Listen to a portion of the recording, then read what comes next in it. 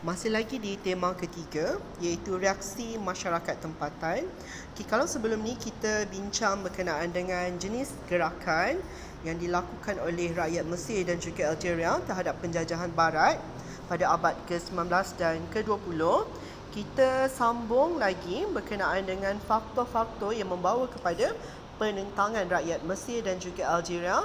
Masih lagi di abad yang sama, iaitu ke-19 dan ke-20 Masihi. Pada abad ke-18 Masihi, Mesir merupakan sebahagian dari wilayah kekuasaan Empayar Turki Uthmaniyah. Mesir mengalami beberapa konflik politik akibat perebutan kuasa antara pemerintah tempatan sehingga mencetuskan huru-hara dan menjejaskan ekonomi. Sejarah penguasaan barat ke atas Mesir dimulai penjajahan Perancis pada tahun 1798 hingga 1801. British mula berkuasa di Mesir sejak 1882 hingga 1918, iaitu sehingga tamat Perang Dunia Pertama. Meskipun British mula melonggarkan cengkaman ke atas pentadbiran Mesir selepas 1918, namun mereka tetap melindungi kepentingan ekonomi. Penguasaan British terhadap politik, ekonomi dan sosial Mesir menyebabkan tercetusnya satu gerakan penentangan rakyat tempatan. Abad ke-16 hingga 19 Masihi, Algeria merupakan sebahagian wilayah Turki Uthmaniyah. Algeria merupakan negara terbesar di benua Afrika dan dunia Arab. Kekayaan sumber alam khasnya minyak dan gas serta lokasi geografi yang strategik di Mediterranean menyebabkan kuasa-kuasa imperialis barat berusaha untuk menguasai negara berkenaan. Dan pada tahun 1827, tentera Perancis seramai 37,000 orang telah menceroboh negara Algeria, dan setelah 3 tahun berperang, keseluruhan negara berkenaan berjaya dikuasai oleh kuasa Perancis. Penjajahan Perancis terhadap Algeria pada tahun 1830 telah membangkitkan penentangan masyarakat tempatan. Penguasaan Perancis terhadap politik, ekonomi dan sosial Algeria menyebabkan tercetusnya satu gerakan penentangan oleh rakyat tempatan. Jadi kita masuk kepada isi utama bagi faktor penentangan rakyat Mesir. Pertama, disebabkan oleh penguasaan British terhadap politik Mesir. Institusi pemerintahan tempatan Mesir diletakkan di bawah penguasaan British. Pentadbir utama British adalah Lord Cromer. Meskipun golongan nasionalis terus mengkritik penguasaan penuh British dalam pentadbiran Mesir, namun pihak British enggan melaksanakan sistem berparlimen sepenuhnya. Mereka hanya membenarkan penubuhan majlis-majlis penasihat di peringkat wilayah dan kebangsaan tanpa memberi sebarang kuasa kepada badan-badan tertentu. Golongan nasionalis di peringkat ini merupakan golongan lulusan undang-undang yang dididik oleh pensyarah Perancis yang sememangnya bersifat anti-British. Golongan ini dipimpin oleh 2 orang lulusan undang-undang terkemuka, iaitu Mustafa Kamil dan juga Muhammad Farid.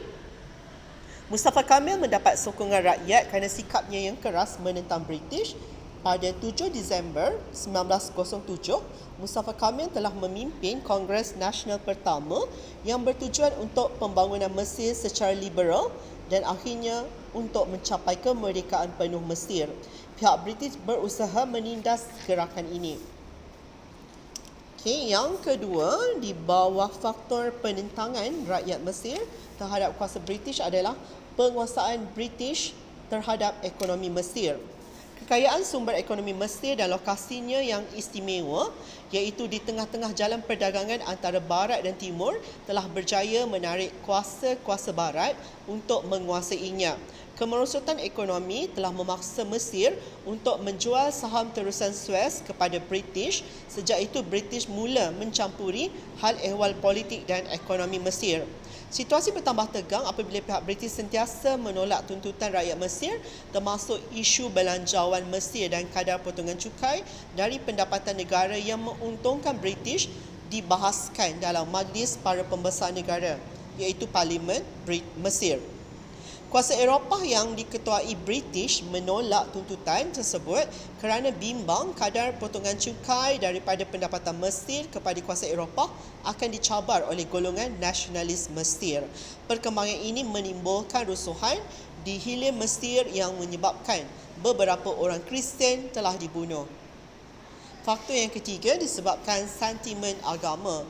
Pendudukan British merupakan peristiwa penting yang telah mengubah lanskap sosiopolitik Mesir. Konsep modernisme dan sekularisme mula meresap dalam pemikiran rakyat Mesir. Golongan awam, terutama ulama, menentang penguasaan asing, terutama kuasa barat Kristian ke atas bumi Mesir. Mereka bimbang pengaruh sekular dan menentang barat melalui sentimen agama. Faktor keempat disebabkan isu keruntuhan moral. Gerakan penentang masyarakat tempatan Mesir bertujuan mengatasi keruntuhan akhlak dalam masyarakat Mesir, diskriminasi sosial dan kemelisitan ekonomi akibat kepincangan dalam pemerintahan Mesir. Penjajah British telah mendedahkan rakyat Mesir kepada budaya dan cara hidup barat seperti pusat hiburan, arak, pelacuran dan sebagainya. Situasi ini membawa kesan negatif apabila sebahagian rakyat Mesir mula meninggalkan ajaran Islam dalam kehidupan. Kebudayaan barat yang bercanggah dengan nilai-nilai Islam sedikit sebanyak meresap ke dalam masyarakat Mesir tanpa disedari. Walaupun tidak berjaya, budaya barat itu mengalihkan anutan masyarakat Mesir terutamanya yang beragama Islam, namun budaya tidak sihat yang ditonjolkan tentera dan orang British telah menimbulkan kejutan kepada masyarakat sehingga ada yang terikut-ikut dan hilang jati diri. Sebab yang seterusnya adalah gerakan Islah. Masyarakat Mesir berhadapan dengan gelombang serangan pemikiran barat atau istilahnya dipanggil sebagai Ghazwatul Fiqh yang telah menguasai hampir segenap aspek kehidupan masyarakat yang merangkumi politik, ekonomi dan sosial. Gerakan penentangan masyarakat tempatan berjuang menuntut kemerdekaan Mesir dari penjajah barat, dipengaruhi oleh gerakan Islah yang dibawa oleh Sheikh Jamaluddin Al-Afghani dan Muhammad Abduh. Antaranya Ahmad Urabi menubuhkan sebuah pertubuhan sulit dalam tentera Mesir bagi mengatasi masalah diskriminasi sosial, kemelisitan ekonomi dan keruntuhan akhlak rakyat. Urabi dengan galakan daripada wakil pemerintah Turki Uthmaniyah di Mesir iaitu Khedive Ismail telah menubuhkan sebuah parti yang dipanggil sebagai Parti Kebangsaan, di mana Parti Kebangsaan ini berjuang untuk menghapuskan diskriminasi dalam pentadbiran Mesir. Yang kedua, menjamin agar hutang piutang asing dibayar dengan syarat harta rakyat Mesir tidak dirampas, menyeru agar kuasa Khedive dipulihkan kembali dan segala pendapatan daripada perkhidmatan kereta api Mesir dipulangkan kepada kerajaan Mesir. Dan sebab yang terakhir di negara Mesir adalah diskriminasi dalam perkhidmatan awam. Konsul Jenderal British di Mesir, Lord Cromer, menimbulkan kemarahan rakyat Islam Mesir kerana mengamalkan polisi mengutamakan pengisian jawatan kerajaan kepada rakyat British dan dibayar gaji yang tinggi walaupun mereka kurang berkelayakan. Para penasihatnya itu sering mengeringkan peruntukan pentadbiran Mesir. Penduduk Islam Mesir yang berkelayakan tinggi termasuk mereka yang mempunyai ijazah luar negara diletakkan di jawatan yang rendah, sementara orang British dengan kelayakan lebih rendah menyelia pekerjaan mereka. Penduduk Kipti Kristian, penduduk asal Mesir dan masyarakat Kristian yang lain mengambil kesempatan daripada pendidikan swasta yang dikuasai oleh Kristian dan Yahudi untuk mengisi jawatan perkeranian kerajaan, dan ini telah meningkatkan ketegangan kaum antara penduduk tempatan beragama Islam dan Kristian serta penjajah British. Seterusnya, faktor penentangan rakyat Algeria. Pertama, penguasaan Perancis terhadap politik Algeria. Struktur politik negara Algeria telah dirombak mengikut kepentingan penjajah Perancis, menyebabkan rakyat Algeria terpaksa bergantung sepenuhnya kepada Perancis. Dasar penjajahan Perancis dan polisi pentadbiran yang menindas penduduk tempatan menyebabkan berlaku gerakan penentangan yang dipimpin oleh tokoh-tokoh pejuang Algeria. Satu pergerakan moderat Islam berkaitan isu-isu politik dan masyarakat muncul di bandar Tlemcen, ibu kota Algeria zaman penjajahan Perancis dan Bonn. Pada tahun 1900, mereka menghantar satu memorandum kepada kerajaan Perancis di Paris memohon bagi mendapatkan hak mengundi dan melantik perwakilan rakyat tempatan dalam pentadbiran kerajaan Algeria. Dan pada mulanya mereka dilabelkan sebagai Turki Muda, kemudian mereka dikenali sebagai Jeunesse Algérienne, iaitu Algeria Muda. Mereka menumpukan perhatian kepada menghubungkan pusat menghubungkan budaya Perancis dan Islam, namun pergerakan ini kurang berjaya dalam membangkitkan semangat rakyat menentang pendudukan Perancis.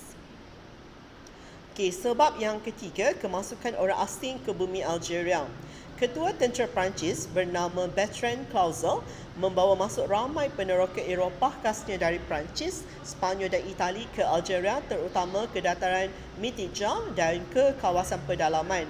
Undang-Undang 1848 membahagikan Algeria kepada dua kumpulan masyarakat. Pertama, masyarakat Eropah yang mempunyai kedudukan tinggi, dan kedua, masyarakat Islam Algeria yang ditekan dan ditindas oleh penjajah Perancis. Algeria mempunyai penduduk kira-kira 110,000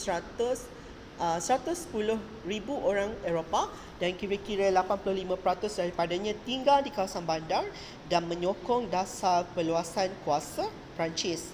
Mereka menduduki dan memenuhi kota-kota Algeria dan membuka ladang-ladang dengan merampas tanah subur penduduk tempatan sehingga para petani jatuh miskin. Mereka menceroboh masjid dan tanah perkuburan umat Islam. Tindakan Perancis dan pendatang asing ini menyebabkan Hussein D, iaitu pemerintah Algeria terakhir lantikan kerajaan Turki Ottomania, memimpin gerakan penentangan masyarakat tempatan namun menemui kegagalan.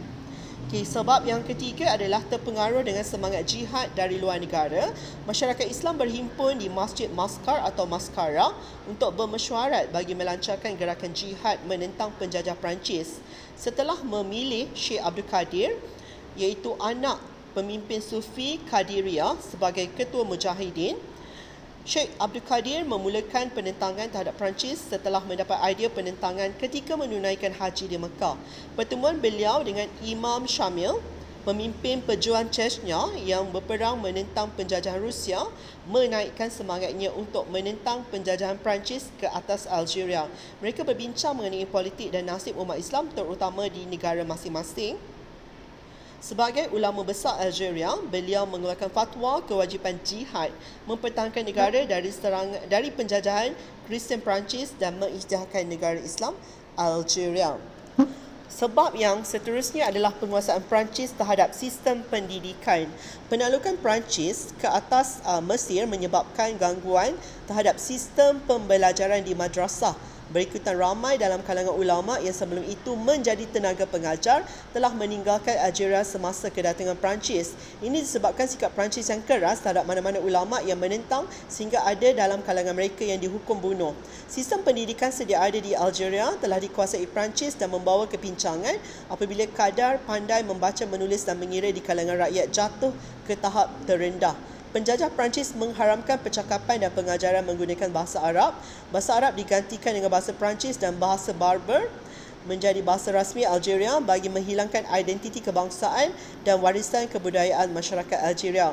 Sekolah-sekolah aliran sekular tanpa pendidikan Islam diperkenalkan di Algeria. Dasar pendidikan Perancis telah menimbulkan rasa tidak puas hati masyarakat tempatan Algeria terutama di kalangan ulama. Dan sebab terakhir adalah penularan budaya barat. Penguasaan penjajah Perancis adalah melalui kempen asimilasi budaya barat terhadap masyarakat Islam tempatan. Masyarakat tempatan Algeria didedahkan dengan idealisme revolusi Perancis yang menekankan kebebasan persaudaraan dan persamaan, tetapi hakikatnya mereka sentiasa terkongkong tertindas dan sering berbalah sesama mereka sendiri.